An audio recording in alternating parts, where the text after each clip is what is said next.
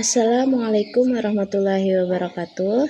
Perkenalkan, nama saya Irma Lasari Saputri dari kelas A39 PJJ UIN Syekh Nurjati Cirebon.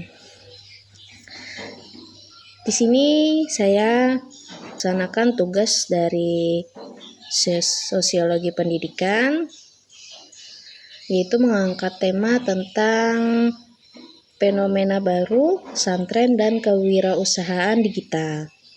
Belakangan ini banyak pesantren di berbagai daerah yang tidak hanya mengajarkan ilmu agama, tetapi mulai mengajarkan kewirausahaan digital, misalnya bisnis online, digital marketing, konten kreatif, dan sebagainya. Jadi, santri sekarang tidak hanya belajar kitab kuning, tapi juga belajar berjualan online, bikin konten YouTube, khususnya konten YouTube Islami, atau buka toko di marketplace. Dari segi analisis, dari sudut pandang teori perubahan sosial, pertama, teori evolusi sosial. Menurut teori ini, masyarakat berubah secara bertahap dari yang sederhana menjadi kompleks. Pesantren dulunya hanya fokus pada ilmu agama tradisional, sekarang sebagian pesantren ikut menyesuaikan dengan zaman digital. Ini adalah bentuk evolusi pesantren bertransformasi agar tetap relevan di era modern. Kedua, teori fungsionalisme struktural. Dalam teori ini, setiap bagian masyarakat harus punya fungsi agar sistem tetap berjalan baik. Dengan menambahkan kurikulum digital, pesantren mencoba menjawab kebutuhan sosial ekonomi santri, supaya mereka bisa mandiri secara finansial setelah lulus.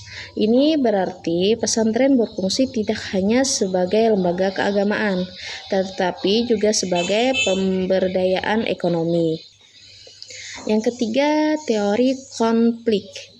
Menurut teori ini, perubahan terjadi adanya ketimpangan atau ketegangan antara kelompok lama dan baru. Di pesantren, mungkin muncul ketegangan antara kiai dan ustadz tradisional dengan santri milenial atau Gen Z yang lebih melek teknologi. Santri yang bisa bisnis online bisa jadi lebih berpengaruh atau dihormati meskipun belum mendalami ilmu agama secara mendalam. Ini bisa memunculkan pergeseran kekuasaan atau otoritas dalam pesantren.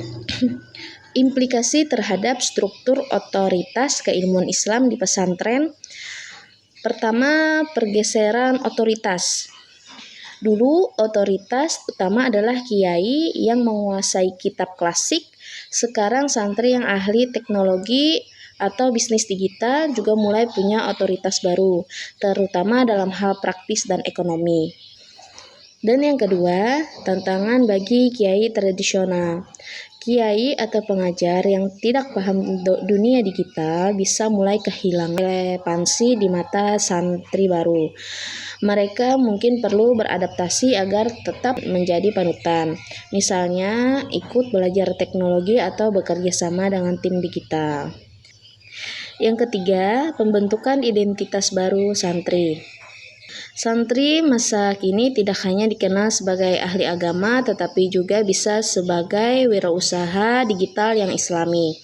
Ini menciptakan identitas baru, santri modern yang religius dan melek teknologi. Kesimpulan sederhananya, gabungan kurikulum keislaman dan kewirausahaan digital di pesantren adalah bentuk adaptasi terhadap zaman.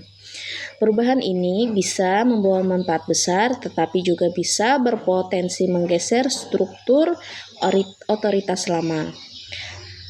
Agar tetap relevan, pesantren dan para kiai perlu terus membuka diri terhadap perubahan ini tanpa meninggalkan nilai-nilai inti dari tradisi Islam itu sendiri.